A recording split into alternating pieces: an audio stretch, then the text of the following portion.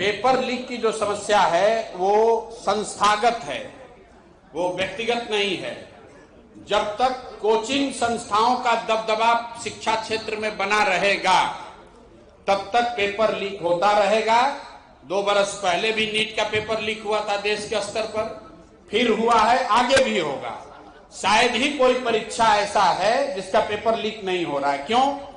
क्योंकि पिछले 10-15 सालों में कोचिंग संस्थाओं का दबदबा इतना बढ़ गया है कि कोचिंग संस्थाएं बच्चों को अपने यहां अट्रैक्ट करने के लिए कुछ भी कीमत देने के लिए तैयार है, तो इसलिए पेपर लीक हो रहा है। जब तक सरकार इस व्यवस्था में कोचिंग संस्थाओं के प्रभाव को कम नहीं करेगी तब तक पेपर लीक होता रहेगा, चाहे सरकार कोई भी दावा कर ले। एफआईआर गिरफ्तार करने का कार्यकाल नहीं पूरा कर पाएंगे क्योंकि जो भी उन्होंने बोला को गिरफ्तार किया गया है। भैया, हम वो नहीं जानते हैं कि कार्यकाल पूरा कर पाएंगे कि नहीं कर पाएंगे।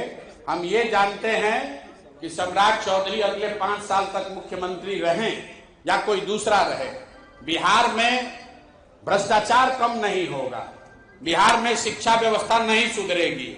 हम कैमरे पर कह रहे हैं, दावा के साथ कह रहे हैं कि यहाँ पर फैक्ट्री नहीं खुलेगी, रोजगार लोगों को नहीं मिलेगा, यहाँ से पलायन बंद नहीं होगा।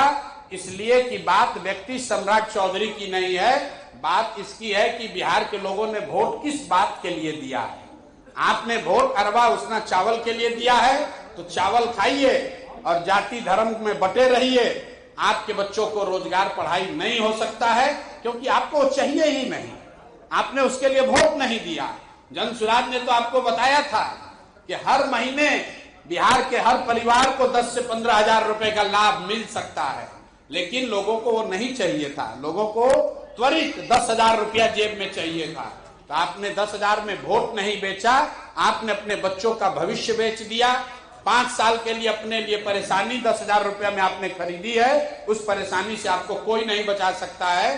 जन सुराज यहाँ की शिक्षा व्यवस्था नहीं सुधार सकता है, पुल पुलिया नहीं बना सकता है, हम लोग अस्पताल की व्यवस्था नहीं सुधार सकते हैं। मैं बिल्कुल झूठ नहीं बोलता हूँ, हम लोग कुछ नहीं कर सकते हैं। बहुत से बहुत तो इतना ही करेंगे कि आपके प्रति अगर व्यवस्था कोई अन्याय कर रहा हो, आपके साथ भगवान न करे कोई दुर्घटना हो जाए, व्यवस्था आपके साथ अन्याय करेगा तो हम लोग आपके साथ आवाज बनकर खड़े हो सकते हैं, आपके सुरक्षा में खड़े हो सकते हैं। व्यवस्था सुधारने का जिम्मा ना आपने हमको दिया है ना हम लोग उसको कर सकते हैं। वो जिम्मा आपने दिया है मोदी नीतीश को, तो नीतीश तो पलायन करके गए दिल्ली, अब मोदी जी आएंगे लोकसभा चुनाव में, तब तक इंतजार कीजिए।